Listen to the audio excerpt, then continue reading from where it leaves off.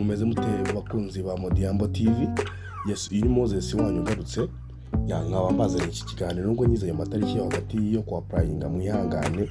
Application yabaye gitangira mpita nkorera abantu benshi. Iyi application ni ya Green Card Lottery ya mu bantu mutayizi muze kureba ibiganiro nagiye mbakorera kuri no TV.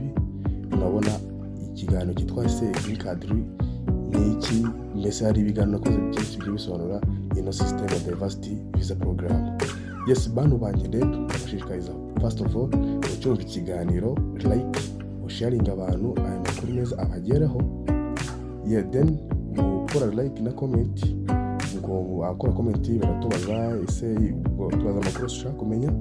Ikindi cyiza rero tubafite group ya WhatsApp izafasha abantu bose kuri process zose mpaka umuntu wa nyuma agiye state mu bantu babashe kugira no kuba selected. Yes, ni Moses again ndagira ngo mbashishikarize gukora subscribe ukakanda kukazogera, then nama like na share mugasharinga abantu kugira ngo ibi byiza nabo bibagereho. Yes, muri hangana mfite kanzo ka grip rwose mwihangane yariko ntacyo tumvikana neza. Yes, muri hangana iki kiganiro nagikoze ninze ntabwo kukibaha byuza ni kukibaha mbere y'umunsi yo kuba panga babona ko kwa panga yagiye kuri tariki 5 z'ukwa 10. None bizarangira tariki 8 z'ukwa 11. Abona gusa iminsi cyari ko then ihutire kwa payinga niko turi kubakora application. Ndaza gusiga muri description zigamo adress zacu kubyo watuvugisha kandi twege ikiza cyacu. Application tuyikorera online, tuyikora neza 100%. Amafoto muduha amafoto tukayakora neza kuri size yagenwe na Amerika kuri dimension ya 3x3 kuri size iri munsi ya 240. Ubundi ukaduha tuguha form uzaho imyirondoro yawe, then ubundi tuguha application fees ya nayo turivuganaho ariko n'amafaranga make cyane. Ubundi bindi tukababwira good luck ya ubundi cyagisigaye na mahirwe. Kandi nyaboneka ahantu benshi ahantu twakoreye bagiye baselected. Yes, rero nawe wategeza amahirwe yo kubasha ko wabona free green card binyuze muri Green Card Lottery. Nyaboneka tubibuza ko ari tombora.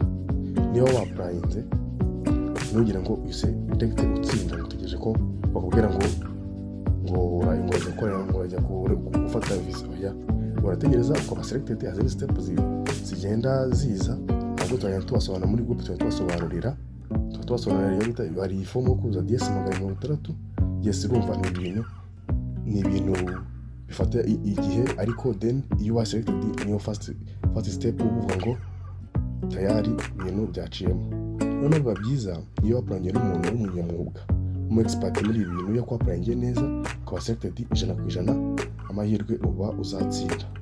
None bikagira none andi mahirwe yize amahirwe ukagira case number iri hasi iri low. Case number noti ya tuyisobanura muri group y'ikiza cyo kubana natwe muri group. Ya hari n'abantu benshi bibaza se niba ko nafite ubushobozi n'itsinda zagenda gute ku matike. Nyaboneka abantu banjye ibyo nibyo ngiye naho muri group. Niba utsinze ikibazo kitike wikigira twanakuteze ko nuza group turimo ni family. Twanakuteza ariko ukabona itike ukagenda. Kandi hari n'abajya neza babikora akaguha ticket.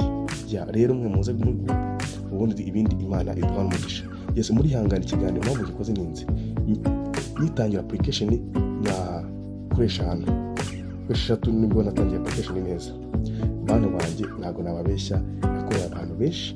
Nabuze ukuntu bakora ikiganiro ko nako gikora mbere yaho byibuza ugikora mbere yaho ariko nabuze ukuntu nkora ikiganiro kwera umwanya ariko ubu ndavuze ngo reka bakorere ikiganiro vuba abasha gukora application bayandikire WhatsApp bahamagare ndasiga nimero zanjye mwahamagaraho WhatsApp number, then bakore application babanyamwuga nitwa Moses.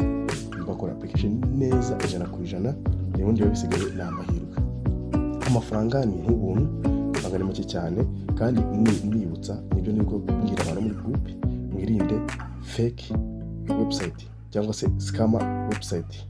Hari ama website bakriye arabona iki gihe cyo kwapanga kigeze ugasanga abantu bakoza ama website yiyitirira Amerika no kwapanga green card ariko ubundi official website ya government ya leta ya Amerika yiherwa na .gov, ni www.dvprogram.state.gov. Application igitangira hari umuntu wanditse inbox anyereza link, gusa link akinyereza ndabona rero iyi link ndabona atari officially, ndabona ko reka joining, ngiye kujoininga haba hari ubundi amaskama website bagushyira hasi kugira ngo hasi haba ari ahantu wishyurira amafaranga kugira ngo shyiraho nimero de konti. Yarumva rero kandi ibi ngibi izi link ya USA yo ni nta kintu bagusaba usibye niyo mpamvu gusa icyiza cyo ngo badukoresha application.